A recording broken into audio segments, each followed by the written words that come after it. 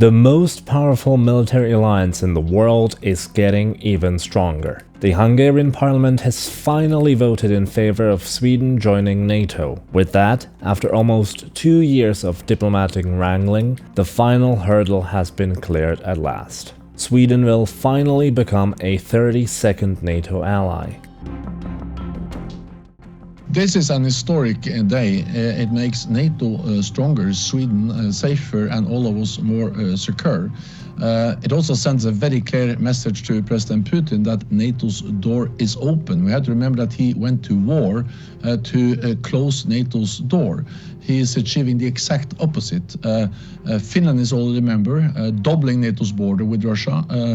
Sweden will now become a member, and Ukraine is closer to membership than ever before. The whole process should be completed in a matter of days once the Hungarian president signs off, which is now only a formality. You may be wondering, why has Hungary been so reluctant to give the green light in the first place? Why did we have to wait almost 2 years? And given that it did take so long, are the two countries really prepared to fight for and eventually even die for each other, as Viktor Orbán now promises? Let's find out.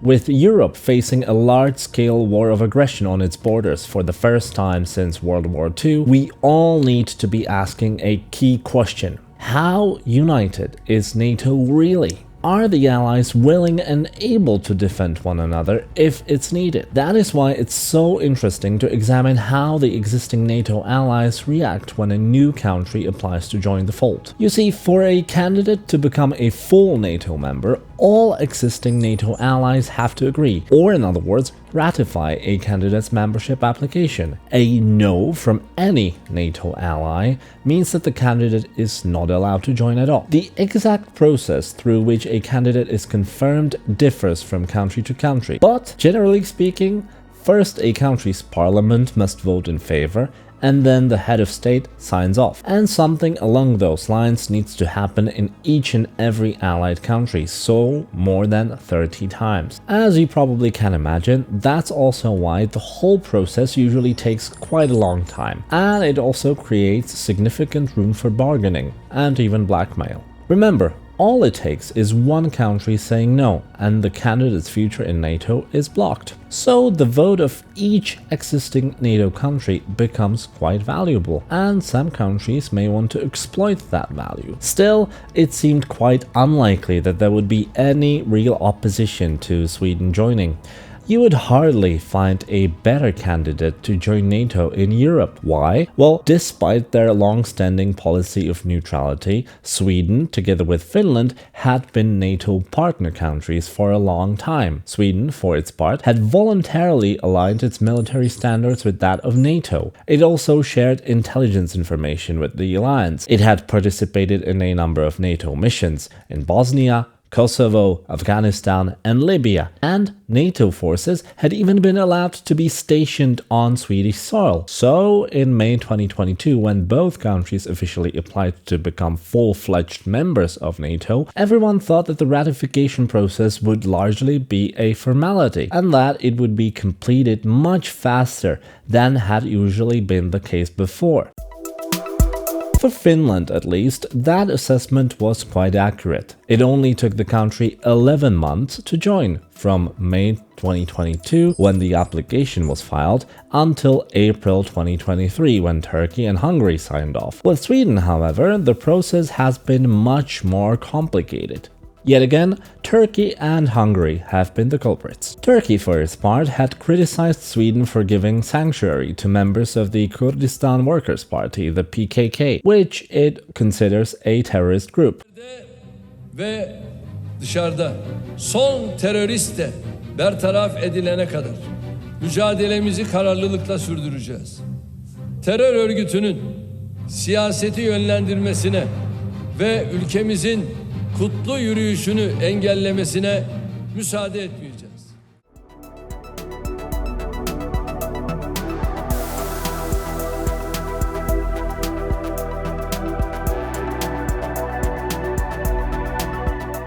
Turkey also wasn't particularly happy about the burnings of the Quran that took place in Sweden last year. After a series of concessions from the Swedish government, however, it finally lifted its objections to Sweden's NATO membership in January. That left Hungary the last NATO ally to agree.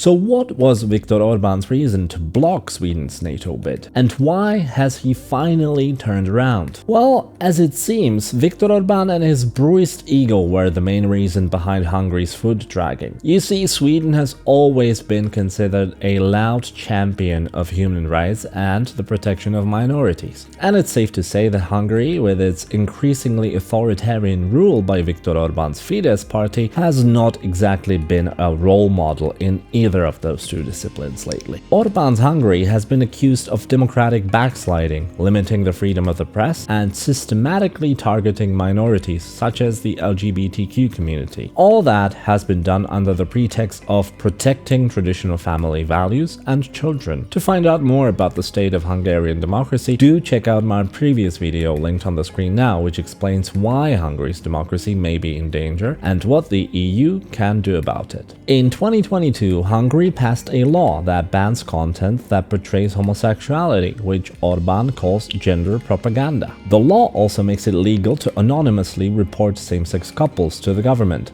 Sweden, for its part, has been one of the 15 EU member states that backed legal action against Hungary over that law. Former Swedish Prime Minister Stefan Löfven even told fellow EU leaders in 2021 that Swedish taxpayers were not interested in channeling funds to countries not respecting fundamental EU values. That understandably sparked fury in Orbán's government, which promised that it would not give in to Brussels propaganda and would pass the law anyway. Among the reasons, it said that the law would make Hungary the country with the strictest child protection regulations in the EU. Because remember, under Orbán's logic, the display of homosexuality supposedly harms children. Orbán's crusade to defend children is somewhat amusing and sad at the same time, given what happened in Hungary just a few days ago.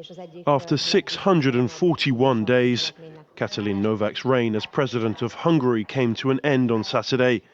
After being caught up in an unprecedented political scandal, she announced her resignation in a televised address. You see, just this month, Hungary's president Katalin Novak, a close Orbán ally, was actually forced to resign together with Orbán's justice minister Judith Varga. It was revealed that Novak had given a presidential pardon to a man convicted of covering up a sex abuse case at a children's home. The scandal goes back to April 2023, when both Orbán's president and Orbán's justice minister agreed to the pardon. The government naturally kept silent about it. It was only revealed by investigative journalists in February of this year and sparked massive protests throughout Hungary, which is rather rare given how tight Orbán's grip on power has been. And it all puts Orbán's declared priority to protect children into a rather stark perspective. Anyway, back to Sweden. While Orbán's Fidesz party had always claimed that they support Sweden's NATO membership in principle, they have been finding every excuse possible to delay the final decision. Sweden's opposition to Hungary's homophobic law, which Orbán defended as a child protection measure, certainly didn't win them any favors. Second, Orbán's frosty relations with the current US administration of Joe Biden didn't help the process either. Just a few days ago, Orbán reiterated that he would like to see Donald Trump defeat Biden in the upcoming presidential election in the US and claimed that, unlike Biden, Trump would actually bring peace to Europe. Needless to say, such an open declaration of support for an opponent is quite rare in diplomacy. But from this perspective,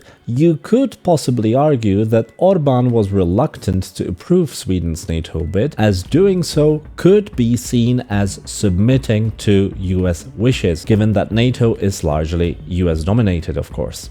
There have also been personal animosities between the acting Swedish Prime Minister Ulf Kristersson and Orbán. Before assuming office, Kristersson was one of the driving forces behind the European People's Party wanting to expel Orbán's Fidesz from its ranks in the European Parliament, precisely because of Hungary's democratic backsliding. In a sign of growing frustration with Hungary, other NATO allies had pushed Orbán to act quickly. The chairman of the US Senate Foreign Relations Committee called Orbán the least reliable member of NATO and even raised the possibility of imposing sanctions on Hungary. In a turn of events, Swedish PM Kristersson traveled to Budapest to personally meet with Orbán last Friday. At the meeting, the two signed a defense deal under which Hungary would buy 4 new Swedish-made Gripen aircraft to add to the 14 that Hungary had previously purchased. The Swedish fighter jets currently form the backbone of Hungary's air force. After the meeting, Orbán then announced that he would now support Sweden's NATO application and that the Hungarian parliament would vote on it on Monday, February 26th. While Orbán insisted that the aircraft sale was not the reason why he'd changed his mind, he still insists, by the way, that he supported Sweden the whole time after all. He admits that the sale had helped rebuild the trust between the two countries, which, as he now claims,